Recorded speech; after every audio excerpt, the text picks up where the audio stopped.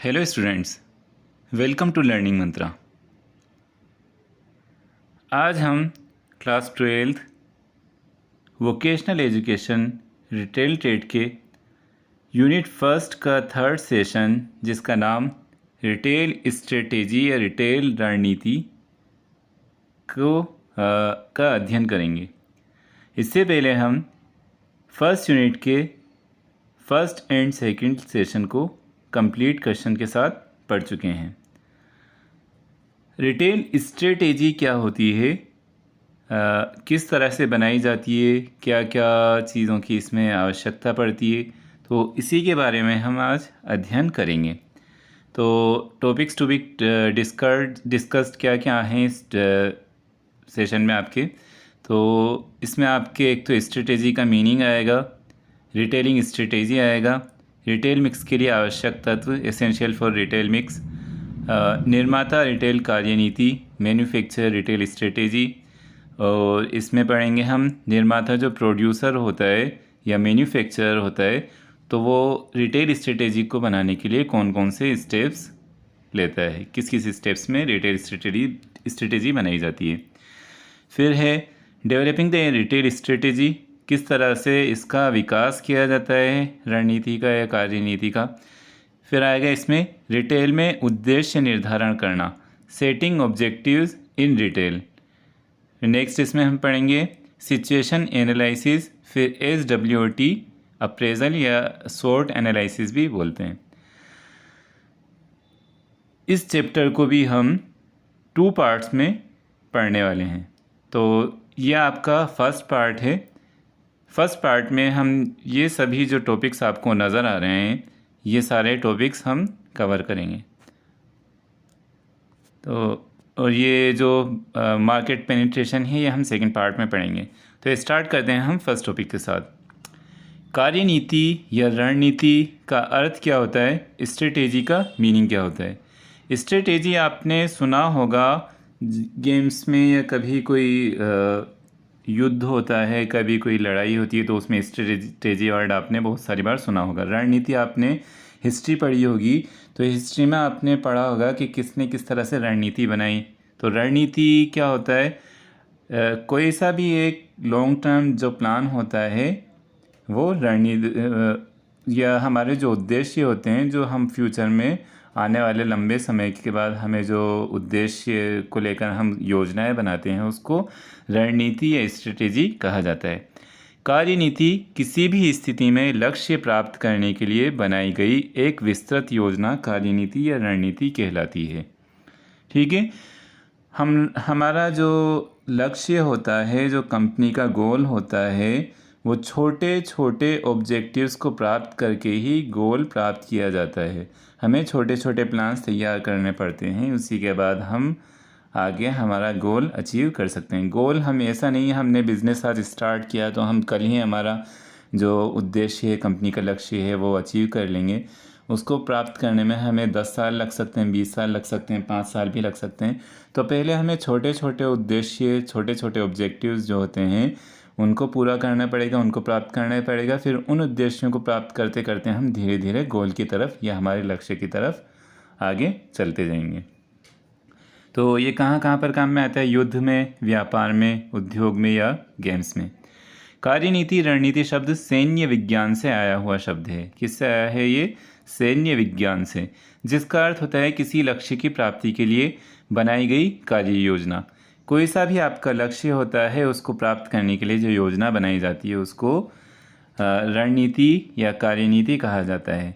आप जब cricket match देखते हैं, उसमें आप देखते होंगे कि जो कैप्टन होता है, कैप्टन किस तरह की स्ट्रेटेजी बनाता है जब वो बॉलिंग करता है। बॉलिंग की जो करने वाली जो टीम होती है, फील्डिंग वाली, वो उस तरह से पूरी अपनी फील्डिंग जमाता है। मतलब स्ट्रेटेजी वो पहले से प्लान कर रखता है कि हम किस तरफ मतलब जो बैट्समैन है वो किस तरफ बॉल को मारेगा, और हम कैच किस तरफ से पकड़ सकते हैं, या हम 4 या 6 कैसे रोक सकते हैं। तो ये पूरी स्ट्रेटेजी बनाने का काम कौन करता है, कैप्टन करता है। उसी तरह से बिजनेस में जो स्ट्रेटेजी बनाई जाती है, वो टॉप मैनेजमेंट के द्वारा बनाई जाती है।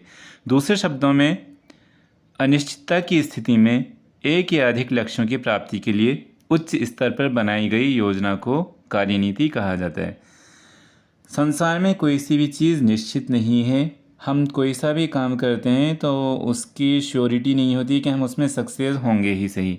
तो अनिश्चितता की स्थिति में हम बहुत सारे, अगर एक हमारा प्लान फेल हो जाता है तो हम साथ में एक दूसरा अल्टरनेट प्लान भी रखते हैं। तो कुछ प्लान्स बना के रखते हैं, अगर कोई फेल हो जाए तो next, first, second, third.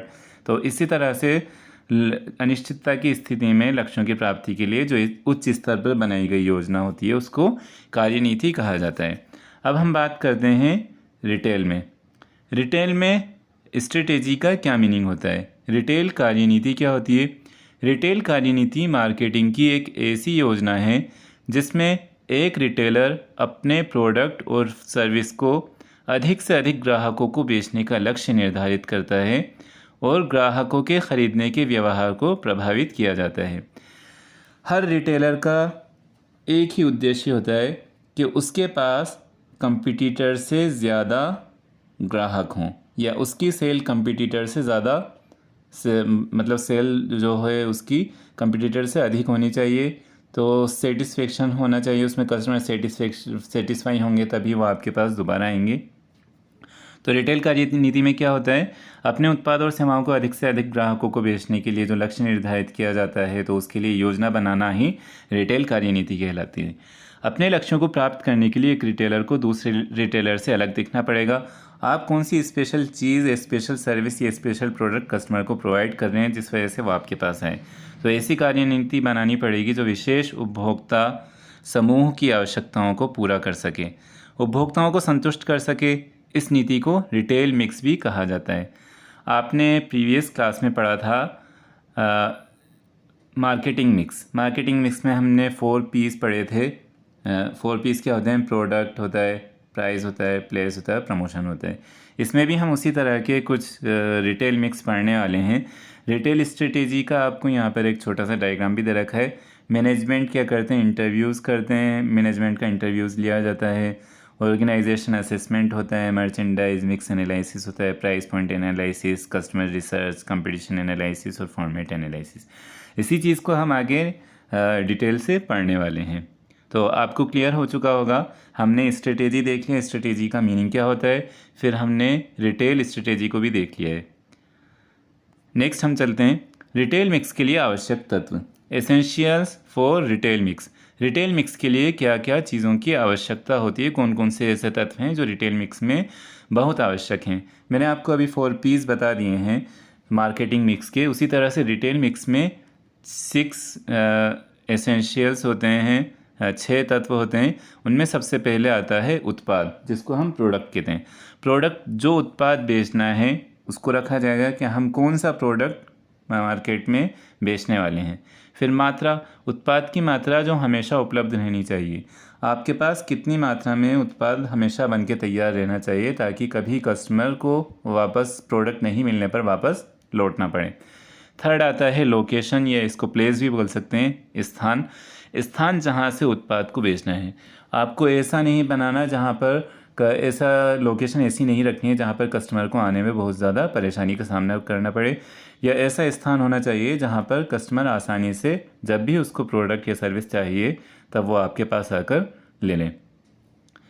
Fourth है समय, टाइमिंग। उत्पाद उपलब्ध कराने का समय। आपको ऐसा नहीं है कि आप रात में 12 बजे आपका स्टोर खोल रहे हैं, सुबह 5 बजे बंद कर रहे हैं। ऐसे टाइम पर आपका स्टोर ओपन रखना चाहिए जब कस्टमर को आसानी से लेने में, ख़रीदने में कोई दिक्कत नहीं आए। फिफ्थ आता है प्राइसिंग। प्राइसिंग, उत्पाद का मूल्य निर्धारण। प्रोडक्ट का प्राइस इस तरह से रखा जाए कि कस्टमर उसको ख़रीदने के लिए आकर्षित हो।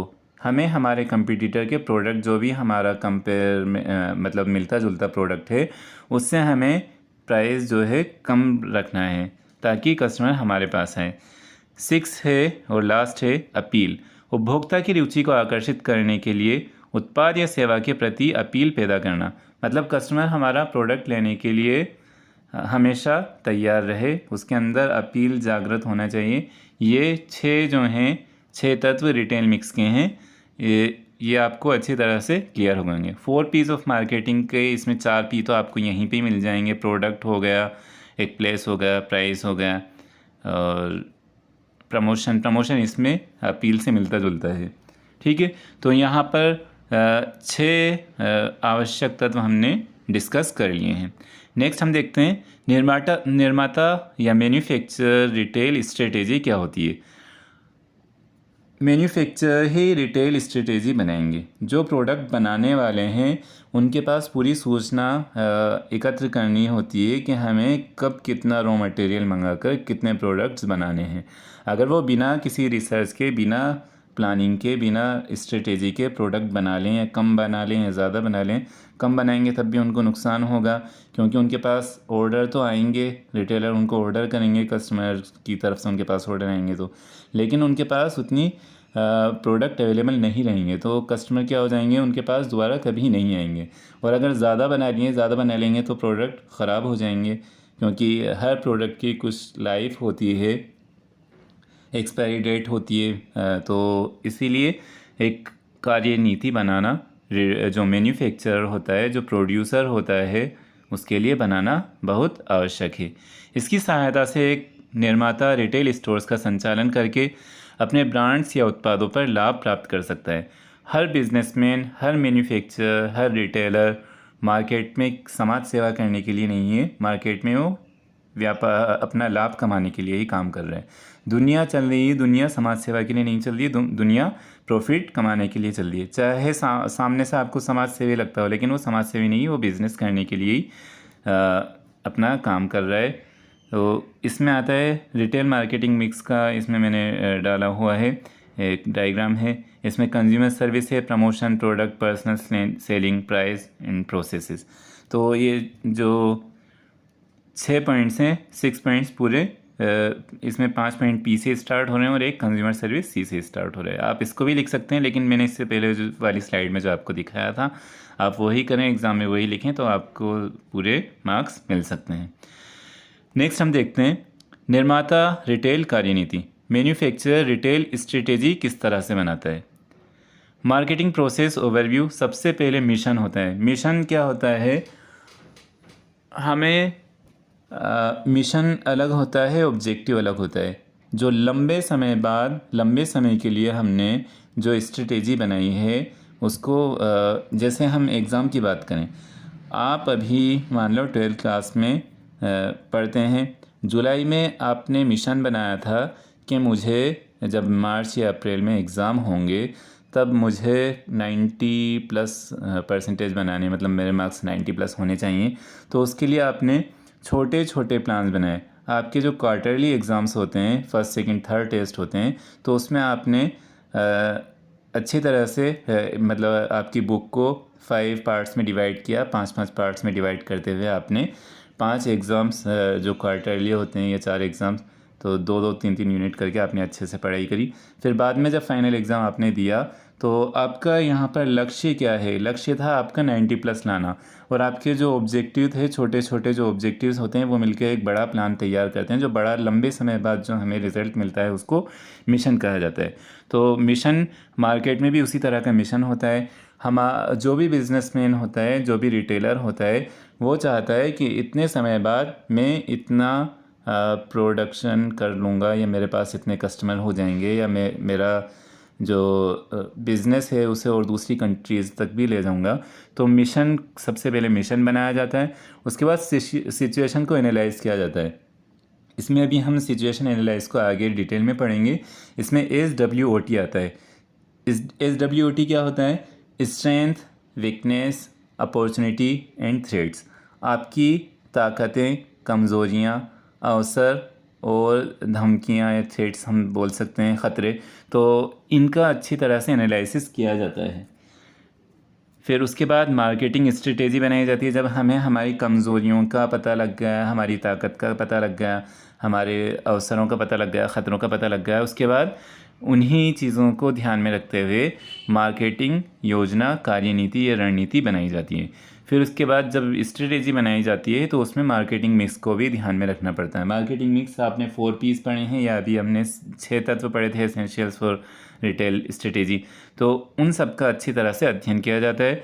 फिर इम्प्लीमेंटेशन एंड कंट्रोल, सबसे लास्ट में इसको इम्प्लीमेंट किया जाता है। इम्प्लीमेंट होने के बाद इसको दोबारा से एनालाइज किया जाता है, क्या हमने जो स्ट्रेटेजी प्लान लागू किया है, जिन उद्देश्यों को लेकर लागू किया था, क्या हमने उन उद्देश्यों को प्राप्त कर लिया है या नहीं कर लिया है। अगर कर लिया है तो हम उसको और अच्छे से लागू करने का या उसी प्लान को अच्छे से हम पूरे उसमें इम्प्लीमेंट करते हैं। अगर नहीं किया है तो उसको कंट्रोल भी करते हैं कि क्या रीज़न्स रहे हैं, क्या वजह रही है जिस वजह से हम इसमें सफल नहीं हो पा रहे हैं। इस चीज़ को हम आगे और अच्छे से डिस्कस करेंगे। ये एक डायग्राम था, डायग्राम में थोड़ा सा हमने इसका ओवरव्यू देख लिया है। निर्माता रिटेल कार्यनीति के चरण, 7 चरण होते हैं। सबसे पहले होता है लक्ष्य का निर्धारण किया जाता है, सेट गोल्स। मैंने अभी आपको बता दिया लक्ष्य क्या होता है। लक्ष्य छोटे छोटे लक्ष्य नहीं होते हैं। हमने कह दिया कि हमें फर्स्ट टेस्ट में पास होना है, सेकंड टेस्ट में पास होना है, थर्ड टेस्ट में पास होना है, ये लक्ष्य नहीं है। ये आपके छोटे छोटे उद्देश्य हैं। इन उद्देश्यों को जब आप पूरा कर लेंगे तभी आप लक्ष्य को प्राप्त कर पाएंगे। ऐसा नहीं है कि आप फर्स्ट टेस्ट में तो आपके 30% मार्क्स ही रह गए और आप फाइनल एग्ज़ाम्स में या एनुअल एग्ज़ाम में आप चाहते हैं कि मेरे 90+ मार्क्स आ जाएं।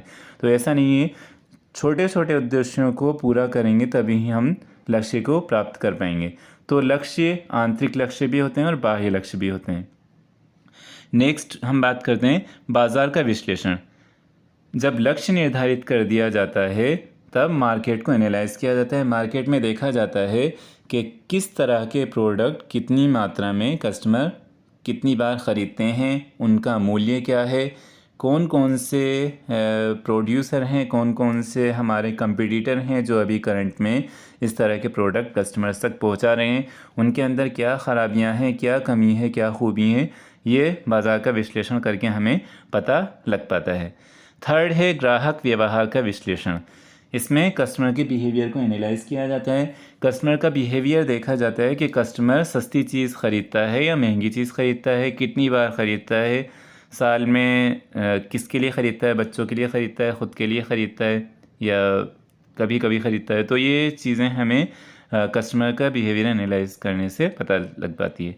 फोर्थ है रिटेल कार्यनीति की रूपरेखा, आउटलाइन रिटेल स्ट्रेटेजी। अब हम जो स्ट्रेटेजी बनाने वाले हैं उसकी हम एक रूपरेखा बना लेते हैं। जब हमने 3 चीज़ों का अध्ययन कर लिया, लक्ष्य निर्धारित कर लिया, बाज़ार का विश्लेषण कर लिया, ग्राहक के व्यवहार का विश्लेषण कर लिया, फिर उसके बाद हम एक रूपरेखा बनाते हैं। फिर अल्प अवधि की योजनाएं, छोटी छोटी हम शॉर्ट टर्म प्लान्स बनाते हैं। जैसे हमने अभी एग्ज़ाम का एग्ज़ाम्पल लिया था, एग्ज़ाम में छोटे छोटे हमने लक्ष्य बनाए हैं, छोटे छोटे उद्देश्य बनाए, तो छोटी छोटी योजनाएं बनाई जाती है। फिर उसके बाद कार्यनीति का क्रियान्वयन किया जाता है। जो छोटी छोटी योजनाएं बनाई हैं उनको लागू कर दिया जाता है, उनको क्रियान्वित किया जाता है। फिर उसके बाद कार्यनीति की उपलब्धियों का विश्लेषण। फिर सबसे लास्ट में हमने जो कार्यनीति या स्ट्रेटेजी लागू की है उसकी परफॉर्मेंस को एनालाइज किया जाता है। ठीक है, आपको क्लियर हो चुका होगा। 7 चरण, 7 स्टेप्स हमने देखे हैं मैन्युफैक्चरर रिटेल स्ट्रेटेजी के। नेक्स्ट हम देखते हैं रिटेल कार्यनीति का विकास करना, किस तरह से रिटेल स्ट्रेटेजी को डेवलप किया जाता है। उन चरणों की लिस्ट बनाई जाती है जो रिटेल कार्यनीति योजना में शामिल हैं। हमने छोटी छोटी योजनाएं बनाई हैं, फिर हम उसको एक लिस्ट बनाते हैं, एक सूची बनाते हैं, उसमें सब सारी चीज़ें लिख ली जाती हैं। नेक्स्ट आता है इसमें संगठन के मिशन विवरण को समझना। एक हर कंपनी का एक मिशन स्टेटमेंट होता है। जो टॉप मैनेजमेंट जब उनका ऑर्गेनाइजेशन जब बनाई जाती है या जिस उद्देश्य को लेकर उन्होंने संस्था को बनाया है तो तभी मिशन का स्टेटमेंट लिख लिया जाता है। तो मिशन स्टेटमेंट को समझा जाता है, उन मुद्दों का मूल्यांकन करा जाता है जो स्थिति विश्लेषण में शामिल हो। सिचुएशन एनालिसिस में SWOT का हम मूल्यांकन करते हैं। Strength, weakness, opportunity and threats का हम मूल्यांकन करते हैं। फिर उसके बाद उपलब्ध विकल्पों की पहचान।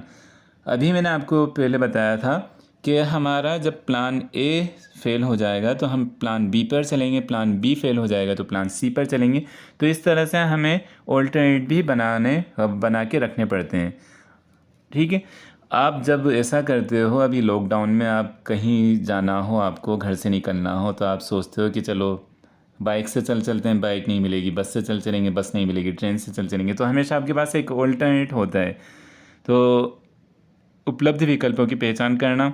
फिर नेक्स्ट आता है उन कारकों पर विचार करना जो बाज़ार प्रतिस्पर्धा में शामिल हैं। हमारे जो कंपटीटर हैं मार्केट में, हमारी तरह जो प्रोडक्ट कस्टमर तक पहुंचा रहे हैं, सर्विस पहुंचा रहे हैं, तो हम उन फैक्टर्स पर विचार करेंगे कि किस वजह से कस्टमर्स उनका प्रोडक्ट ख़रीद रहे हैं और हम क्या ऐसी स्पेशल चीज़ कस्टमर के सामने रखेंगे ताकि वो उन कंपटीटर्स को छोड़कर हमारे पास आ जाएं। तो इस पर भी हम विचार करेंगे। फिर नेक्स्ट आएगा इसमें उन मुद्दों पर विचार करना जो रिटेल संचालन के मूल्यांकन और नियंत्रण में शामिल है। फिर लास्ट में जब हम स्ट्रेटेजी इम्प्लीमेंट हो जाती है तो उसको किस तरह से कंट्रोल करना है, इन मुद्दों पर भी विचार किया जाता है। नेक्स्ट हम देखते हैं रिटेल में उद्देश्य निर्धारण करना, सेटिंग ऑब्जेक्टिव इन रिटेल। ये फर्स्ट स्टेप था, पहला चरण था जो अभी हमने देखा था 7 चरणों में। तो इसमें सबसे पहले मिशन स्टेटमेंट पर सहमति के बाद, मिशन स्टेटमेंट क्या होता है, जब भी कोई संस्था बनती है तो अपने पास एक कागज़ में लिखा हुआ उनका मिशन स्टेटमेंट होता है कि हमें 10 साल बाद कौन से लक्ष्यों को प्राप्त कर लेना है। जैसे अभी हम बात करें, APJ अब्दुल कलाम ने एक बुक लिखी थी जिसमें उन्होंने लिखा था 2020 का भारत। उन्होंने 2012 में राष्ट्रपति थे, उस दौरान ही उन्होंने एक किताब लिखी थी। तो उसमें उन्होंने 2020 के भारत के लिए कुछ लक्ष्य निर्धारित कर रखे थे, कुछ मिशन बना रखे थे कि अगर हम इस तरह की योजनाओं को हमारे देश में लागू करेंगे तो हम 2020 तक इस तरह की अचीव कर लेंगे। या अभी हमारे वैक्सीनेशन का काम चल रहा है, कोरोना की वैक्सीनेशन का, तो उसमें भी हमने कुछ मिशन बना रखे हैं कि साल भर के अंदर अंदर हमारी पूरी जनसंख्या को, हमारे देश की पूरी जनसंख्या को टीके लग जाने चाहिए। तो उसको हम किस तरह से लागू करेंगे, हमें टाइम टू टाइम किस तरह से टीके लगाने हैं, तो ये सारी चीज़ें एक मिशन के अंतर्गत आती है। मिशन छोटा उद्देश्य नहीं होता है, मिशन ऐसा होता है जो हम लंबे समय के लिए, जो हमारा फाइनल उद्देश्य होता है वो मिशन कहलाता है। तो मिशन स्टेटमेंट पर सहमति के बाद मैनेजमेंट का कार्य लक्ष्य उद्देश्य निर्धारित करना होता है। छोटे छोटे उद्देश्य जो होते हैं, उद्देश्य मिशन स्टेटमेंट के परिणाम हैं जो प्राप्त किए जाने हैं। इन परिणामों में लाभ आता है, बिक्री की मात्रा आएगी, बाज़ार की हिस्सेदारी और विस्तार करना शामिल है। ठीक है, जो रिज़ल्ट रहेंगे, रिज़ल्ट में क्या रहेगा कि हमको कितना लाभ होगा, हमारी बिक्री की मात्रा कितनी होगी, बाज़ार में हमारी पार्टनरशिप, हमारी हिस्सेदारी, हमारा शेयर बाज़ार में कितना रहेगा, या हम बाज़ार को और कितना बड़ा कर सकते हैं। हम अभी तक एक ही सेगमेंट में थे, हम दूसरे सेगमेंट में भी जा सकते हैं। ये पहला स्टेप है रिटेल स्ट्रेटेजी का, रिटेल में उद्देश्य निर्धारित करना, सेटिंग ऑब्जेक्टिव इन रिटेल्स। नेक्स्ट हम देखते हैं स्थिति विश्लेषण, इसको सिचुएशन एनालिसिस कहा जाता है। सिचुएशन एनालिसिस में SWOT एनालिसिस या SWOT अप्रेजल के नाम से भी जाना जाता है। उद्देश्य निर्धारित करने के बाद मैनेजमेंट का कार्य उन उद्देश्यों को प्राप्त करने के लिए योजना बनाना होता है। यह योजनाएं संगठन की ताकत, स्ट्रेंथ, कमज़ोरी, वीकनेसेस तथा अवसर, अपॉर्चुनिटीज़ और ख़तरे, थ्रेट्स का विश्लेषण करने के लिए बनाई जाती हैं। इसे SWOT एनालिसिस के भी नाम से जाना जाता है। अब देखते हैं SWOT एनालिसिस क्या है। पहले हम देखते हैं इंग्लिश में। SWOT अप्रेजल में जो स्ट्रेंथ और वीकनेस होती है उसको हम इंटरनल अप्रेजल मानते हैं, और जो अपॉर्चुनिटी और थ्रेट्स होता है उसको हम एक्सटर्नल मानते हैं। इंटरनल हमारे अंदर ही जो कमियां हैं और हमारे अंदर ही जो खूबियां हैं उसको इंटरनल या आंतरिक मूल्यांकन में मानते हैं, और एक्सटर्नल अप्रेजल में जो मार्केट की अपॉर्चुनिटीज़ है, जो अवसर हैं, वो एक्सटर्नल में आते हैं। जो ख़तरे हैं हमारे लिए, जो थ्रेट्स हैं हमारे लिए, वो एक्सटर्नल में आते हैं। तो इंटरनल अप्रेजल में सबसे पहले हम देखते हैं स्ट्रेंथ या ताकतें। What is the firms present position, अभी हमारी कंपनी की वर्तमान स्थिति क्या है। सेकंड है इसमें what is the firm good at, firm में क्या चीज़ ऐसी अच्छी है जिसकी वजह से हम मार्केट में अस्तित्व में बने हुए हैं, हमारा अस्तित्व बाज़ार में बना हुआ है। थर्ड है इसमें what major resources expertise exist, कौन से प्रमुख संसाधन विशेषज्ञता हमारे पास मौजूद हैं। हमारे पास ऐसी क्या खूबी है जिसकी वजह से हम हमारे लक्ष्यों को बहुत जल्दी या हम कंपटीटर को मार्केट में टक्कर दे सकते हैं। आंतरिक मूल्यांकन का सेकंड जो है वीकनेसेस या कमज़ोरियाँ, उसको हम देखते हैं। What is the firms present position, हमारी पोजीशन क्या है। अगर हम मार्केट में सेकंड नंबर पर आते हैं या अभी हमारे कंपटीटर बहुत सारे हैं, हमारे आगे 5-6 और पोजीशंस हैं, तो ये हमारी क्या है, कमज़ोरी है। सेकंड क्वेश्चन है इसमें, what are the major problems faced, किन प्रमुख समस्याओं का सामना हमें करना पड़ता है, ये भी हमारी कमज़ोरी हुई। फर्म क्या करने में कमज़ोर है। What is the firms poor at doing, firm क्या चीज़ ऐसी है जो अभी प्राप्त नहीं कर पाती है, हमारे पास कस्टमर क्यों नहीं आ पाते हैं। लास्ट इसका क्वेश्चन है, what major resources expertise deficiencies exist, कौन से प्रमुख संसाधन और विशेषज्ञता की कमियां मौजूद हैं। ये हमने देखा है आंतरिक अप्रेजल में या आंतरिक मूल्यांकन में। अब हम देखते हैं एक्सटर्नल अप्रेजल में दो चीज़ें आती हैं, अपॉर्चुनिटीज़ एंड थ्रेट्स। अपॉर्चुनिटीज़ बोलते हैं अवसरों को। इसमें हम देखते हैं फर्स्ट क्वेश्चन है, in what areas could success be achieved, किन किन क्षेत्रों में हमें सफलता मिल सकती है। सेकंड क्वेश्चन है, वाट फेवरेबल इन्वायरमेंटल ट्रेंड्स एग्जिस्ट, कौन से अनुकूल पर्यावरणीय रुझान मौजूद हैं, हमारे फेवर में कौन कौन से एनवायरमेंटल ट्रेंड्स अभी एग्जिस्ट हैं। हाउ आर मार्केट्स डेवलपिंग, बाज़ार कैसे विकसित हो रहा है, बाज़ार कैसे डेवलप हो रहा है। थ्रेट्स को हम देखते हैं, ख़तरे जो हैं, ख़तरों में सबसे फर्स्ट क्वेश्चन है, where is performance likely to suffer, प्रदर्शन पर बुरा असर पड़ने की संभावना कहाँ कहाँ है, कहाँ कहाँ हम फेल होने का शक है हमें, कहाँ कहाँ पर हम ऐसे हैं कि हम कस्टमर की नीड पूरी नहीं कर पा रहे हैं। सेकंड क्वेश्चन है इसमें, वाट अनफॉर्चुनेट एनवायरमेंटल ट्रेंड्स एग्जिस्ट, कौन कौन से दुर्भाग्यपूर्ण वातावरणीय पर्यावरणीय रुझान मौजूद हैं। थर्ड है, how are competitors behaving and developing, प्रतियोगी कैसे व्यवहार और विकास कर रहे हैं, हमारे कंपटीटर्स क्या करने का काम कर रहे हैं जिस वजह से हम हमारे प्रोडक्ट या सर्विस कस्टमर्स तक नहीं पहुंचा रहे हैं। ये होता है थ्रेट्स में। हमने पूरा देख लिया है SWOT एनालिसिस क्या होता है। इसमें ख़ुद की सिचुएशन का एनालिसिस किया जाता है। आपने 10th क्लास में एम्प्लॉयबिलिटी स्किल एक बुक चलती है, उसमें भी हमने सेल्फ असेसमेंट में SWOT एनालिसिस पढ़ा है। तो ये हमने मार्केटिंग वाला या रिटेल स्ट्रेटेजी में भी हमने इसको देख लिया है। SWOT एनालिसिस इंपॉर्टेंट क्वेश्चन है, आपके एग्ज़ाम्स में आने के चांसेस हैं, तो इसको अच्छी तरह से देख लीजिएगा कि जब भी कोई स्ट्रेटेजी बनाई जाती है, स्ट्रेटेजी का फर्स्ट स्टेप होता है ऑब्जेक्टिव बनाना, फिर उसके बाद सेकंड में क्या होता है, पहले तो लक्ष्य निर्धारित करना होता है फर्स्ट, फिर उसके बाद सेकंड आता है सिचुएशन एनालिसिस। सिचुएशन एनालिसिस में ही SWOT एनालिसिस या SWOT अप्रेजल आता है। ठीक है स्टूडेंट्स, आपको इतना समझ में आया होगा।